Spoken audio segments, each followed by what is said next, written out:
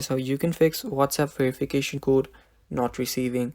So first, to fix it, what you'll need to do is go to your settings. Now after you're on your settings, you will need to search for messages. So this is your initial settings page.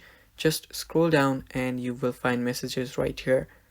Now go to messages and you'll need to make sure that you've turned on iMessage.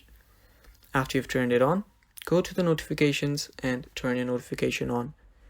Now, after you've done that, make sure that you've turned on critical alerts too. And after doing that, you will need to check if your phone is on Do Not Disturb. If it is, just turn it off. And now you should be getting your WhatsApp verification code.